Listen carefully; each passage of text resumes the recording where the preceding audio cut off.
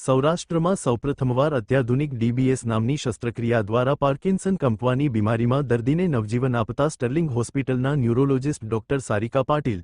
Sterling hospital Rajkot ખાતે સૌરાષ્ટ્રમાં સૌપ્રથમવાર ડીબીએસ નામની શસ્ત્રક્રિયા દ્વારા જામનગરના દર્દીને નવજીવન આપતા ડોક્ટર સારિકા પાટીલ અને તેમની ટીમ આ સારવાર વિશેની વધુ માહિતી આજરોજ પત્રકાર પરિષદમાં આપવામાં આવી હતી.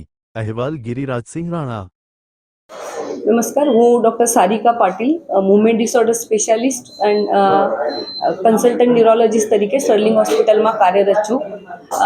અમે સૌરાષ્ટ્રમાં સર્વપ્રથમ એક અત્યાધુનિક ડીપ બ્રેન સ્ટિમ્યુલેશન, એક ફંક્શનલ ન્યુરોસર્જરી, પાર્કિન્સન ડિસીઝ અને કે કંપવા નામક બીમારીમાં સર્વપ્રથમ કરેલી છે.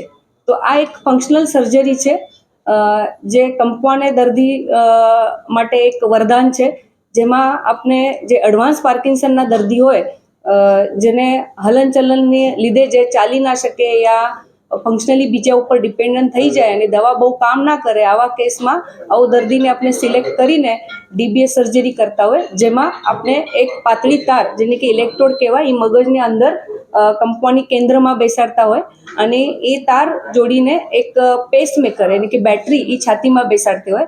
એ બેટરી સતત 24/7 કામ કરે.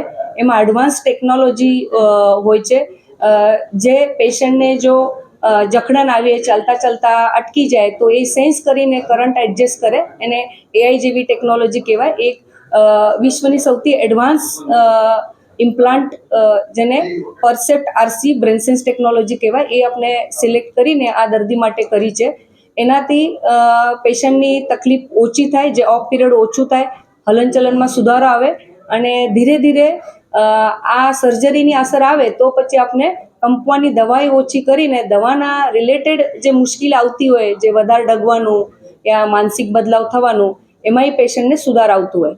તો આ અત્યાધુનિક અને એઆઈ જમાનામાં આ એડવાન્સ ડીબીએસ સર્જરી એ એક પાર્કિન્સનના દર્દી માટે આશાનું નવું કિરણ છે અને આ વર્લ્ડ ટેકનોલોજી આપણે રાજકોટ અને સૌરાષ્ટ્રની વિસ્તારમાં ફર્સ્ટ ટાઈમ આપણે સ્ટર્લિંગ હોસ્પિટલ રાજકોટમાં સફળ રીતે કરી છે.